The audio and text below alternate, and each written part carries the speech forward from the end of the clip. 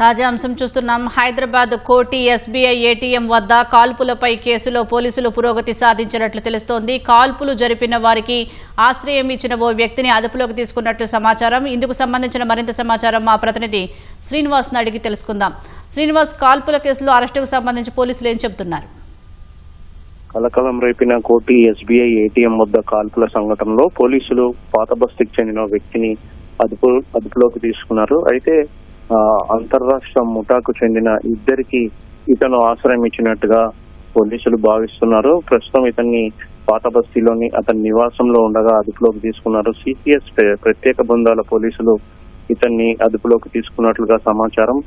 ప్రస్తుతం అతన్ని అసలు ఎవరు, ఈ అంతర్రాష్ట్ర ముఠా ఇతనికి ఎలా పరిచయం, ఎక్కడి నుంచి వచ్చారు, అసలు వీరెవరు అనే కోణంలో అయితే అనుమానితుడిని లోతుగా విచారిస్తున్నారు. ఇతని పూర్తి స్థాయిలో విచారిస్తే కాల్పులు జరిపిన ముఠాకు సంబంధించిన ఇద్దరు గురించి మరిన్ని వివరాలు బయటపడే అవకాశం ఉంది. అయితే వీరిద్దరు ఈ ముఠా ఎప్పటి నుంచి ఈ పథకం వేసింది, ఎప్పటి నుంచి ఇతను ఆశ్రయం ఇచ్చాడు, ఎన్ని రోజుల నుంచి నగరంలో మకాం వేసి పక్కా రెక్కి నిర్వహించి ఈ విధంగా దోపిడీకి పాల్పడింది అనే కోణంలో అయితే పోలీసులు లోతుగా ఆరా తీస్తున్నారు. ప్రస్తుతం అయితే అనుమానితుల్ని సిసిఎస్ పోలీసులు విచారిస్తున్నారు.